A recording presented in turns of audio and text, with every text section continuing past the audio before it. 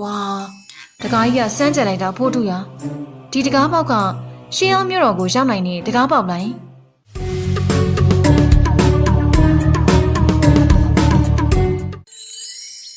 အောင်မန်းရွာရဲ့မနက်ခင်းပိုင်းမှာတော့ကောင်းကင်တစ်ခွင်လုံးမိုးသားကင်းစင်နေခဲ့ပြီးကျင်းငက်တန်နေနဲ့တာယာနေခဲ့တာပါ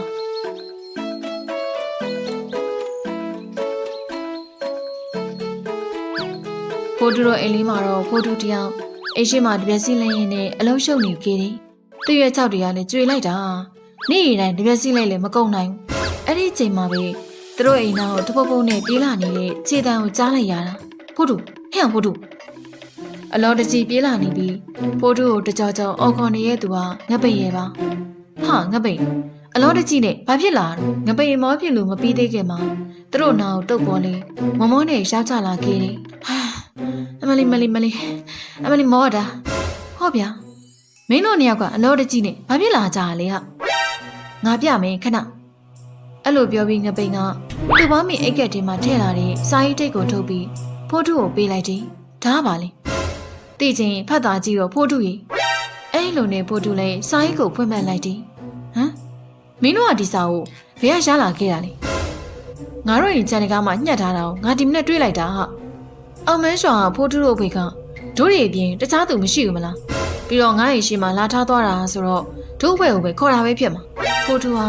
သူ့မိကိုကင်လိုက်တယ်စာရေးပုံစံကြည့်ရတာရှေးအောင်ဆန်တယ်လို့ရေးထားတဲ့စာတွေကလည်းရှေးအောင်မျိုးတော့တကယ်ရှိနေတယ်လို့ပဲဟာတကယ်ရှိနေရဲ့ဆိုဘယ်လိုလုပ်မှလဲသူ့ကူညီတောင်းထားတယ်လို့ကူညီပေးရမှာပေါ့ဖိုးထု तू က2ရက်အတွင်းလို့ပြောထားတာနော်ငါတို့ကအချိန်ရပါမလားအေးနော်ဒါဆိုရင်တော့ချက်ချင်းခီးထွက်မှနေတူလေဒါလို့မင်းတို့နှစ်ယောက်ကအိမ်ပြန်ပြီးတော့လိုအပ်တာတွေတွားယူခဲ့ကြငါကမိဝိုင်းမကိုဖုန်းဆက်ပြီးတော့အကြောင်းကြားထားလိုက်မယ်โอเคအဲ့လိုပြောပြီးငပိန်နဲ့တုပ်ပေါ်လေးခက်သက်လေးပြန်သွားခဲ့ကြတယ်အနောက်တော့ဖိုးထုတို့အဖွေးကကျုံမွေးကိုစီလေးပြီးရွာရင်းကိုထွက်လာခဲ့လိုက်ကြတယ်မိဝိုင်းလိုအပ်တာတွေကိုယူလာခဲ့ရလားယူလာခဲ့တယ်ဖိုးထုရဲ့โอเคအဲ့ဒီအချိန်မှာပဲသူတို့ရှိရနေလာနေတဲ့ဘိုးကြီးတို့ဘွဲ့ကိုတွေ့လိုက်ရတာပါဟာမင်းတို့ဘွဲ့ကခီးထွက်ကြမလို့လားဟုတ်တယ်ဘိုးကြီးကမင်းတို့ရောဘယ်သွားကြမလို့လဲတိုးချော်နဲ့ရွာထိပ်မှာဂေါ်လီပြတိုင်းကစားကြဘူးချိန်နာလို့ဟာအဲ့ဒါသွားနေတာအော်အေးပါအဲ့လိုဆိုရင်တော့ငါတို့အလင်းလုံးနေလို့သွားလိုက်အောင်မယ်ဘိုးကြီးโอเคအဲ့လိုနဲ့ဖိုးတူတို့အဖွဲ့နဲ့ဘိုးကြီးတို့အဖွဲ့လည်းတယောက်တလန်းစီထွက်သွားလိုက်ကြတယ်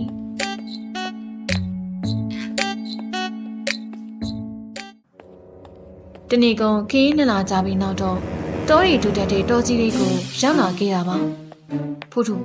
တို့ရီဒီညတော့ဒီတောထဲမှာပဲအိပ်ဖို့အတွက်နေရာရှာမနေတူတယ်ဟုတ်တယ်ဟာဒီတိုင်းဆက်သွားနေအိပ်ဖို့နေရာလည်းမရှိလမ်းလည်းမမြင်ရဘဲနဲ့တောပြောင်နေလိမ့်မှာဒါနဲ့ဒီလိုတောနဲ့ကြီးထဲမှာအဲ့လိုဖြစ်ပါမလားဟာငါတော့တရေကြောက်တယ်နော်ဒီတော့ဘောတော်လေးအားရှိကြောက်နေတော့တာပဲငါကြောက်ဖို့လေခြံထားပြပါအောင်ဟာအေးလေဟာဘာမှကြောက်မနေနဲ့နော်ငါတို့လည်းရှိနေအောင်ဒါလို့မိဝိုင်းနဲ့တော့ဘောကထင်းသွားရှာခဲ့လိုက်ကြငါနဲ့ငပိန်ကရွက်ပြင်းနဲ့စောက်ထားလိုက်မယ်โอเคအဲ့လိုနဲ့မိဝိုင်းနဲ့တော့ဘောလေးထင်းချောက်တွေရှာဖို့အတွက်တောထဲကိုထွက်လာခဲ့လိုက်တယ်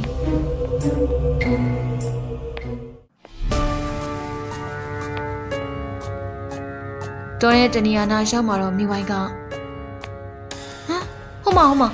မိဝိုင်းပြောကြောင်းတုပ်ဘောကလန့်သွားခဲ့ပြီးမိဝိုင်းကျောဘောကိုခုန်တက်လိုက်တာမိဝိုင်းရောတုပ်ဘောပါလဲကျသွားခဲ့တယ်အမလီတုပ်ဘောရဲ့နေမလို့လိုက်တာလေဟာနေမဲဟိုမဆိုနင်တရေမြင်လိုက်တာမဟုတ်ဘူးလားဟေးနင်တော့လေဖြစ်လိုက်ရင်တရေတန်မေငါမြင်လိုက်တာတရေမဟုတ်ဘူးဟဲ့ထေးကြောက်တွေမြင်လိုက်တာအဲ့လိုဆိုလဲဟာဟိုမှာထင်းချောက်တယ်လို့ရောက်มาလားဟုတ်တော့ကိုယ့်အကိုရှောင်းတာပဲဘလို့ရှောင်းရောင်ပေါ့အဲ့လိုနဲ့မိဝိုင်းနဲ့တုပ်ပေါ်လေးထင်းချောက်တီကောက်ပြီးဖိုးထုတို့ရှိနေတဲ့နောက်ပြန်သွားခဲ့ကြ၏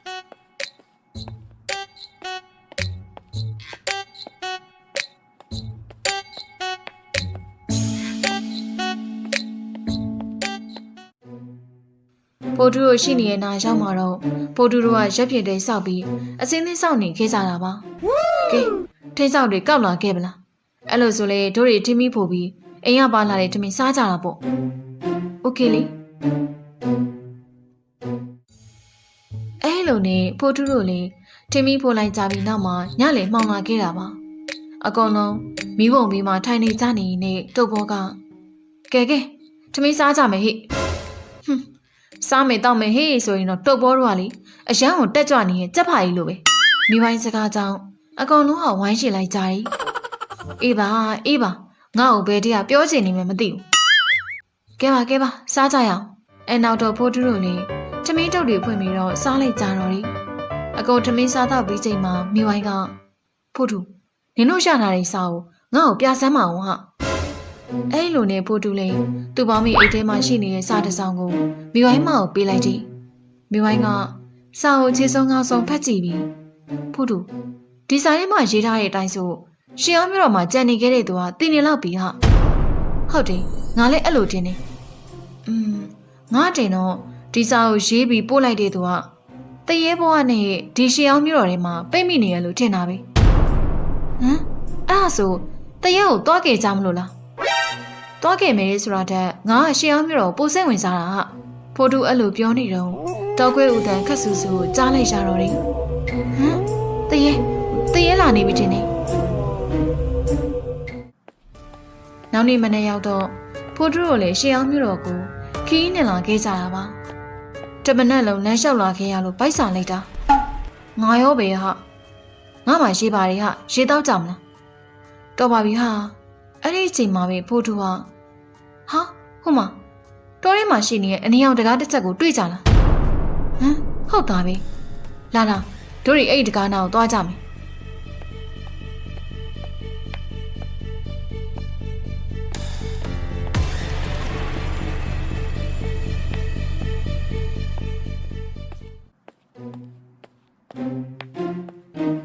အိမ်နောက်တော့ဖိုးထုတို့လည်းအနီအောင်တကားနာကိုရောက်လာခဲ့ကြတယ်။ဝါတကားကြီးကစမ်းကြက်လိုက်တာဖိုးထုရဒီတကားပေါက်ကရှင်းအောင်မြို့တော်ကိုရောက်နိုင်နေတကားပေါက်လိုက်ထင်ရတာပဲအဲ့လိုနဲ့ဖိုးထုလည်းပြင်းရည်တရေပေးထားတဲ့တော့နဲ့အနီအောင်တကားကိုဖွင့်လိုက်ခြင်းမှာတကားနဲ့ပွင့်သွားခဲ့တယ်။ကဲအကောင်လုံးတကားပေါက်ထဲကိုဝင်ကြတာပေါ့ဖိုးထုတို့အဖွဲလည်းအနီတကားပေါက်ထဲကိုဝင်လိုက်ကြပြီးနောက်မှာအနီရောင်တကားပေါက်ရဲ့တစ်ဖက်ခြမ်းကိုရောက်လာခဲ့ကြတယ်။ဝါဆဲကြလိုက်တဲ့တကားပေါက်ပါလား။ဟိုမှာမြင်နေရတာကရှင်းအောင်မြို့တော်နဲ့တူတယ်။ဒါဆိုရှင်းအောင်မြို့တော်ကအပြင်မှာတကယ်ရှိနေခဲ့တာပဲကွ။ကဲရှင်းအောင်မြို့တော်နာကိုရောက်လာခဲ့ပြီဆိုတော့အကုန်သတိဝရိယလေးနဲ့နေကြဟိ။ဟိုရှင်းအောင်မြို့တော်မှာတရေတွေရှိနေနိုင်လား။အဲ့ဒါတော့ငါလည်းမပြောတတ်ဘူး။ရှိရင်ရှိမှာပေါ့။ကဲခုတော့ရှင်းအောင်မြို့တော်တွေကိုအရင်ဝင်ကြတာပေါ့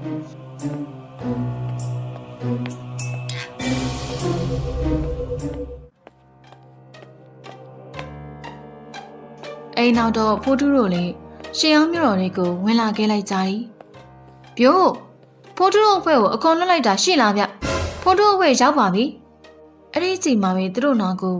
ရှင်းအောင်ဝိစားနဲ့မြို့သားတယောက်ရောက်လာခဲ့တာပါဖိုးထုတို့အဖွဲ့ကိုကျုပ်ခေါ်လိုက်တာပါကျုံနောက်ကိုလိုက်ခဲ့ကြပါအနောက်တော့ဖိုးထုတို့လည်းအဲ့ဒီမျိုးသားခွဲရနောက်ကိုလိုက်သွားခဲ့ကြတယ်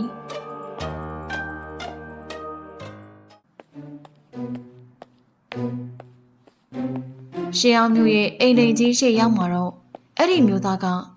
ကျုပ်အိမ်ထဲကိုဝင်ကြပါဦးဗျာဖိုးထုတို့လည်းအဲ့ဒီမျိုးသားရဲ့အိမ်ထဲကိုဝင်သွားလိုက်ကြတယ်အိမ်ကြီးတဲ့ကိုရောက်မှာတော့အမျိုးသားကထိုင်ကြပါဦးဗျကျုပ်တို့စီမှာဘာမှမရှိလို့တော်ရရသီးတွေပဲခူးထားပေးတာပါဗိုက်စာနေရနဲ့အတော်ပဲအဲ့လိုပြောပြီးငပြောသီးတစ်လုံးယူစားလိုက်တယ်ဒါနဲ့ဒီကကွာကျွန်တော်တို့အဖွဲ့ကိုဘာကိစ္စနဲ့ခေါ်လိုက်တာလည်းမသိဘူးဗျအဲ့ဒီမျိုးသားကဖိုတူမိရကိုအရှိမဖြေပဲမိကုန်းမေးလိုက်တယ်ဒီမျိုးတော်ကိုရောက်လာခဲ့တာဘလို့နေကြလဲရှင်းအောင်ငွေသက်တွေနဲ့ပြည့်နေတဲ့မျိုးကြီးဆိုတော့ခုလိုလူသူတယောက်မှမရှိပဲရုံရင်းပျက်စီးနေရမြင်ရတာစိတ်ထဲတမျိုးပဲဗျဒါနဲ့ဒီကကိုကလေသိပြီးသားမလားဘာလို့ဒီမှာတယောက်တည်းကြရင်နေရတာလဲကျွန်တော်တင်တော့အကိုရဲ့အိမ်သားတွေကအကုန်ကျွတ်လို့သွားကြပေမဲ့အကိုတယောက်တည်းဒီအိမ်ကြီးကိုဆွဲလန်းပြီးကြရင်နေခဲ့တာမလားဟာ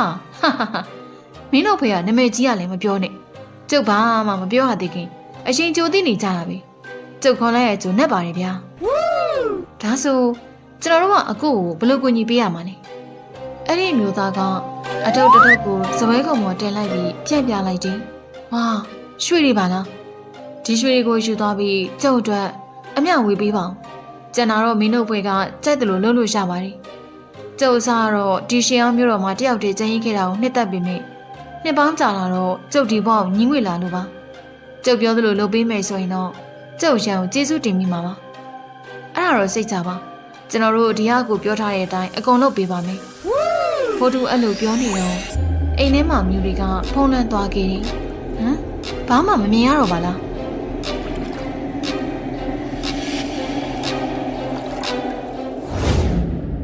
အဲ့နောက်မှာတော့ဖိုးတူတို့အဖွဲ့လေရွာကိုပြောင်းနေခဲ့တာပါ။ဝါမိုက်လိုက်တာကွာ။လမ်းလျှောက်စရာကိုမလိုပဲရွာကိုချက်ချင်းပြောင်းလာရောမိုက်ချက်ပဲ။ဖိုးတူကသူပိုင်ထားတဲ့ရွှေတို့ကိုကြည့်လိုက်တယ်။ကဲငါတို့လည်းဟိုကိုကြီးပြောထားတွေလုပ်ပြီးဖို့ရွာဦးเจ้าကိုသွားကြတာပေါ့။အဲ့လိုနဲ့ဖိုးတူတို့လည်းရွာဦးเจ้าကိုသွားရင်းနဲ့ဇလန်းလေးလေးပြီးဆုံးသွားခဲ့တော်တယ်။